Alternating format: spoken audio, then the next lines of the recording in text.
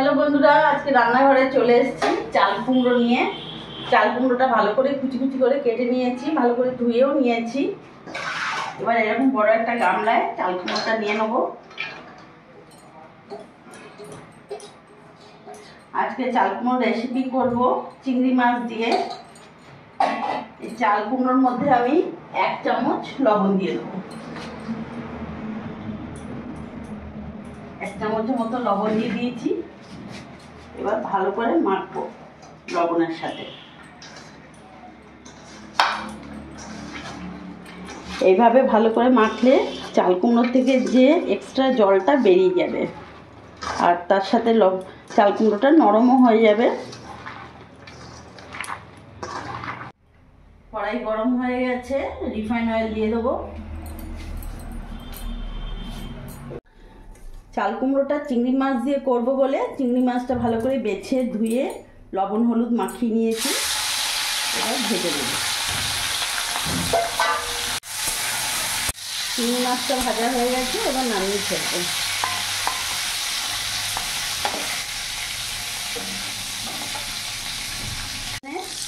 কালো জিরে ফোড়ন দিয়ে দিলাম, আর একটা শুকনো লঙ্কা ভেঙে দিয়ে দিলাম। এরই মধ্যে এখানে আমি যে চাল কুমড়োটা মেখে রেখেছিলাম লবণ দিয়ে, এটা আমি এইভাবে চিপে চিপে দিয়ে দেবো। দেখতে পাচ্ছ এক্সট্রা কত জল বেরিয়েছে। এইভাবে চিপে চিপে দিয়ে দেবো।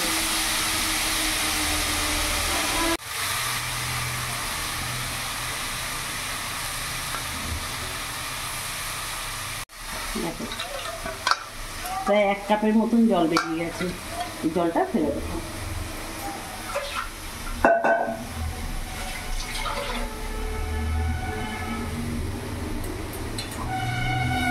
ভালো করে এবার নেড়ে নেবো।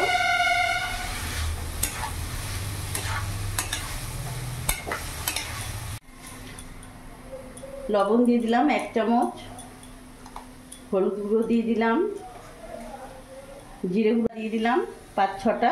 তোমরা যেরকম খাবে ঝাল সেই হিসেবে ঝাল দেবে। দিয়ে ভালো করে আমি নাড়াচাড়া দিয়ে মিশিয়ে নেব।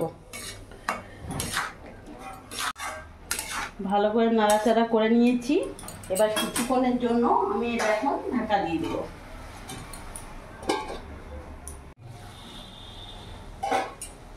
কিছুক্ষণ ঢাকা দিয়ে রেখে দিয়েছিলাম, ভালোভাবে গলে গেছে দেখতে পাচ্ছ।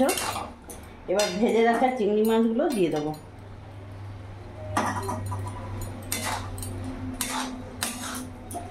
গ্যাসের ফ্লেমটা একটু বাড়িয়ে দেবো, সিম আঁচ করা ছিল।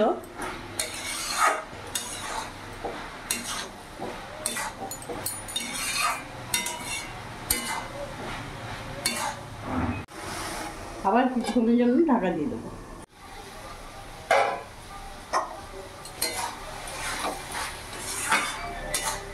বেশ মাখো মাখো হয়ে গেছে। একটু খুন্তি করে এইভাবে একটু ঠেসে ঠেসে দেবো।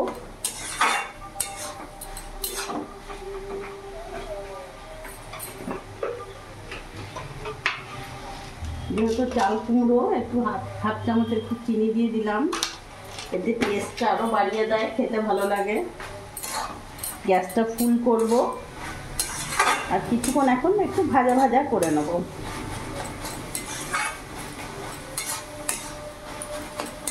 আর ঢাকা দেবো না, এইভাবে খোলা অবস্থাতেই একটু নাড়াচাড়া করে একটু ভাজা ভাজা করে নেব।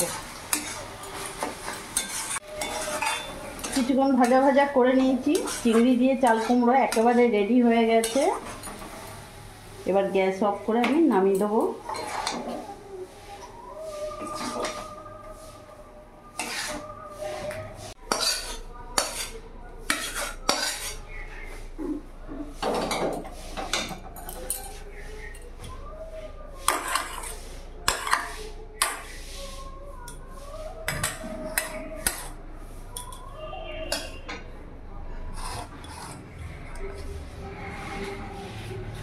তো বন্ধুরা, আজকে আমি বানিয়ে ফেললাম চিংড়ি দিয়ে চাল কুমড়ো।